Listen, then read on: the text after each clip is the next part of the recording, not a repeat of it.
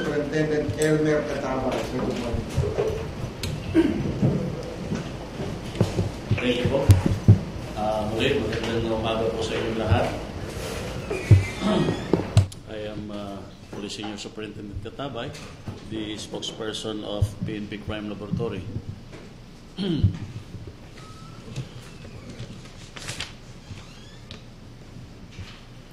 So we have the case of Mr. Jose Maria Palilio. This was the incident was transpired way back on 2003. So latent prints recovered at the crime scene match with the standard fingerprint of Mr. Jose Maria Palilio. So the recovered latent print by the SOCO team of the PNP Crime Laboratory Regional Office 4 under the supervision of Police Senior Superintendent Ligaya Sim, then the regional chief of that region, matched with the submitted standard fingerprint of Jose Maria Palilio, who was earlier sentenced to reclusion perpetua by Calamba City Regional Trial Court, Branch 36. Palilio here was is accused in the slaying of half-brothers Albert Gutierrez and Ariel Real. According to Police Chief Superintendent Emmanuel Aranas, Director Crime Laboratory, the incident transpired on July 15, 2003 at Barangay Road, Makiling, Calamba City, and was responded by the SOCO personnel at the Regional Crime Laboratory Office 4. During the processing, pieces of evidence were recovered, including several latent prints, then from the crime scene. Microscopic examination and comparison on the recovered latent prints marked as question latent print 4 and 5 were impressed by the right middle and index fingers of one Jose Maria Palilio A. Sarmiento based on the submitted standard fingerprints of Mr. Palilio. The tinprint card of subject accused was taken by the National Bureau of Investigation. We take note that fingerprints are considered as one of the most accurate identifier of an individual where no two persons have the same fingerprint impressions. Fingerprints cannot be forged, and fingerprints remain throughout life. That is the reason why a fingerprint is one of the most accurate identifier of an individual. And on the September 30, in San Jose del Monte, Bulacan, 10 undocumented motorcycles, and 7 of which found to have a tampered engine and chassis numbers. According to Police Chief Superintendent Emmanuel Aranas, Director Crime Laboratory, 7 of the 10 undocumented motorcycles recovered by the Bulacan Highway Patrol Group on September 30, 2015 at Block 10, Lot 5, Phase 1, Palmera Home Subdivisions at Barangay Kaipian, Bulacan, were found tampered after the mock-reaching examination of Bulacan Provincial Crime Laboratory Office. Acting on the request of Bulacan Highway Patrol Group, the Bulacan Provincial Crime Laboratory personnel, led by Police Chief Inspector Gina Ledesma, the SOCO team leader, and at the same time forensic chemist of that office, conducted field laboratory works to the said place and macro-etching macro-etching examinations were conducted on the 10 undocumented motorcycles, 7 of which found to have a tampered engine and engine and chassis numbers. So the process of what is actually a macro-etching examination is the application of chemical solution on the surface of a motor vehicle where the engine and chassis number is normally located. This is to determine whether there is tampering and or possible restoration of the tampered serial numbers. So that's all, ladies and gentlemen. If you have some questions, queries, then I am very much willing to answer.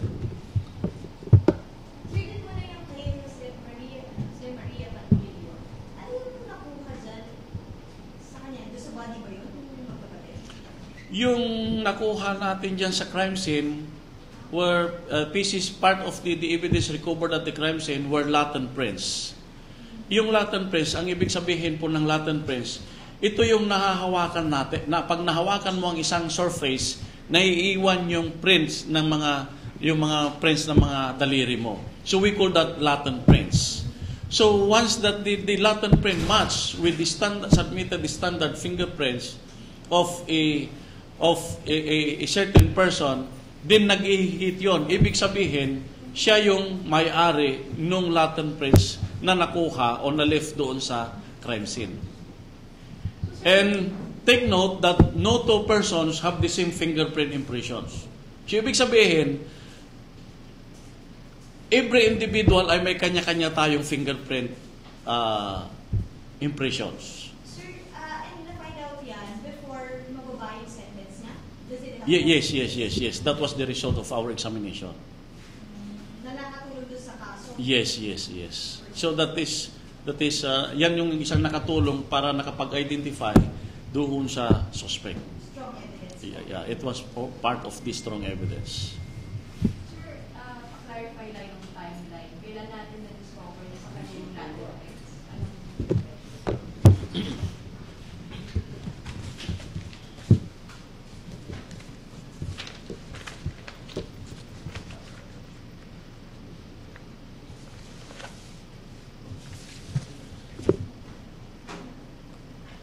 Yung date of examination conducted natin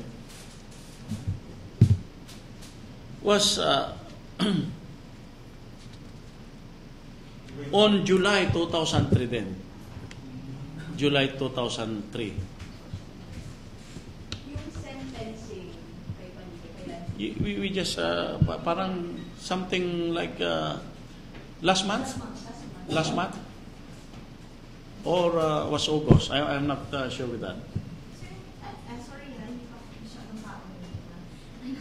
Saan may crime scene yan, sir? Sa Calamba. Calamba? Ah. Is it a vehicle or what? Yung vehicle ba yun, magkapatid? Yes. Latent print. Yes.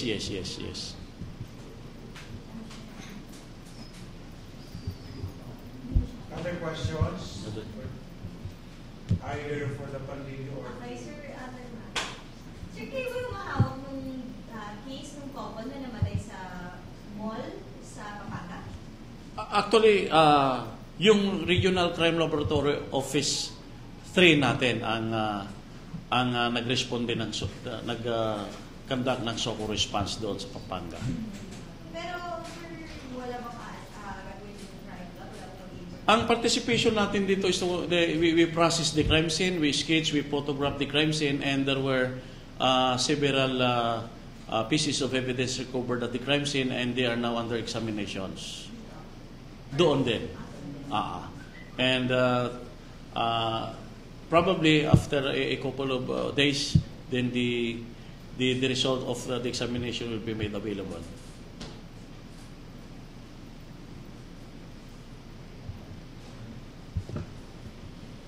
So let me just take this opportunity also to inform the public, ating mamamayan.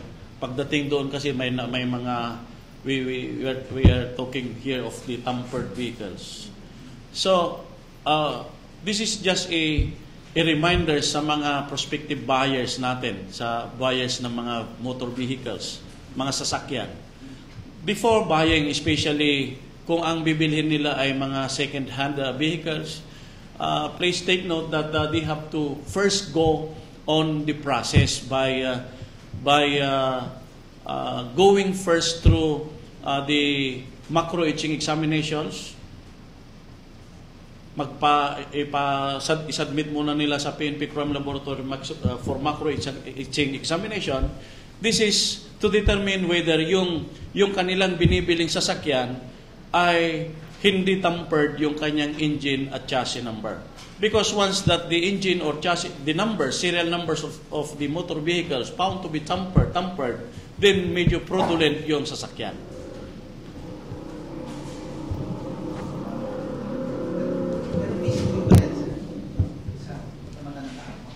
Okay.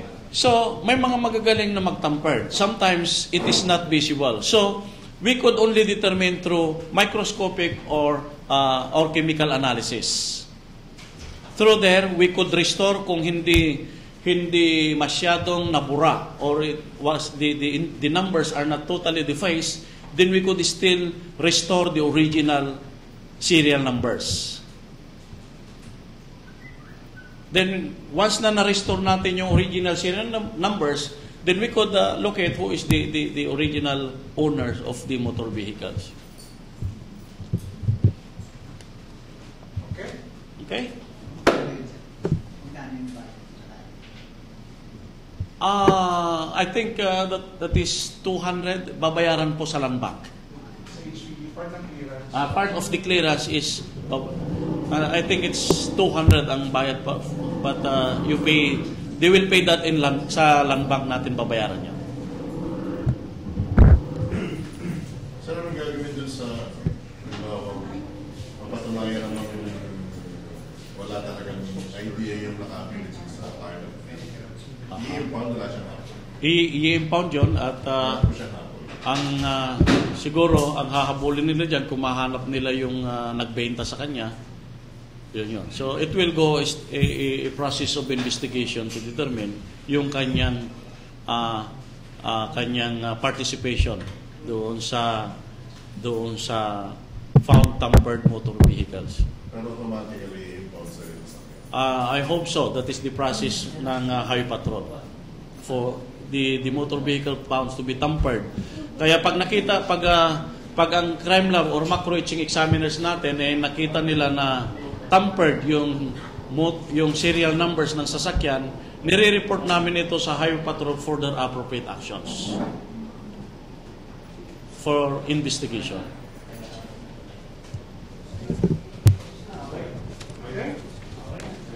Okay? So, thank you very much. Ano yung high profile na hawak? So far, wala pa. Wala. Pabitin pa talaga. Oo. So far, wala. For the soft copy of the report.